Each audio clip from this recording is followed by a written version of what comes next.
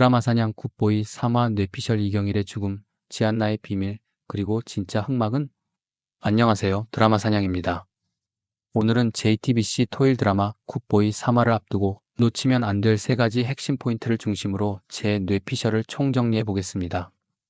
이제 이 드라마 슬슬 사람들이 죽어나가고 진짜 악의 실체가 모습을 드러내야 할 타이밍이죠. 그리고 지안나와 윤동주의 과거 이야기도 슬쩍 풀려야 할 시점이고요.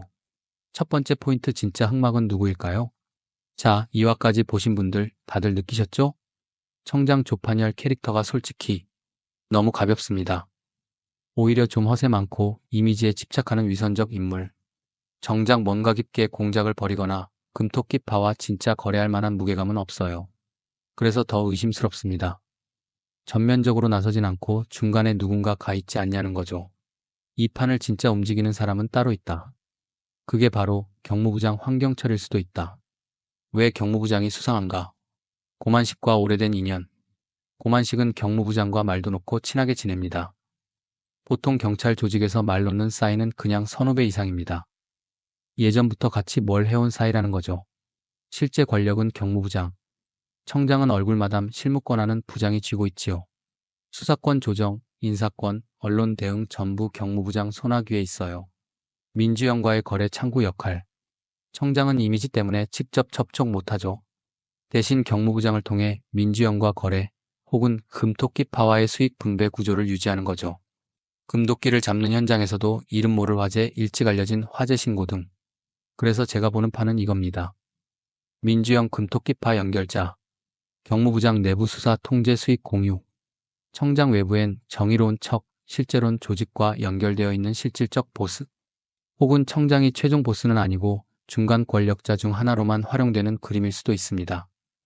두 번째 포인트 이경일의 죽음, 어떻게 벌어질까? 자, 우리가 다 알고 있죠.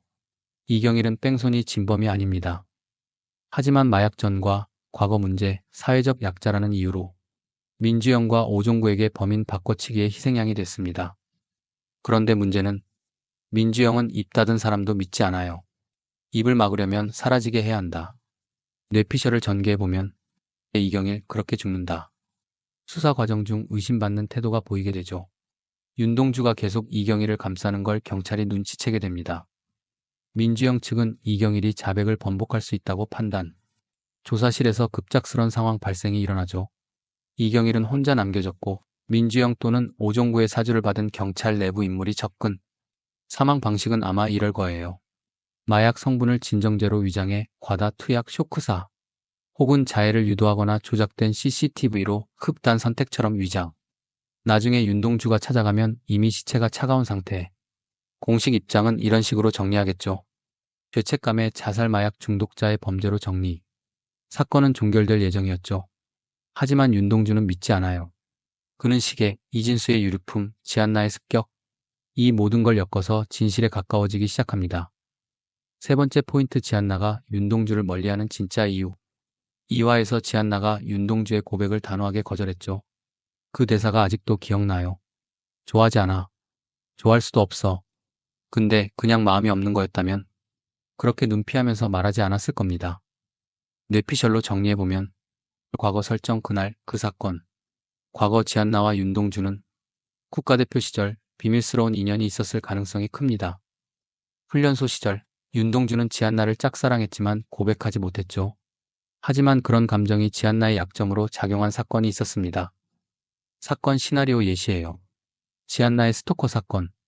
지안나는 인기와 동시에 극성팬에 시달렸고 어떤 스토커가 접근했을 때 윤동주가 폭행 사건에 휘말림. 스토커를 막으려다 선수 자격 박탈 그걸로 은퇴.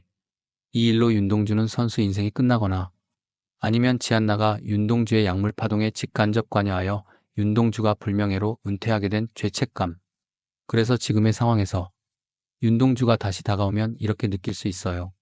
그녀가 지금 하는 단호한 선긋기는 사실은 윤동주를 위한 보호일 수도 있습니다. 마무리 정리해볼게요. 민주영의 배우는 청장 혹은 경무부장. 내부 권력 다툼과 조직 비리의 중심.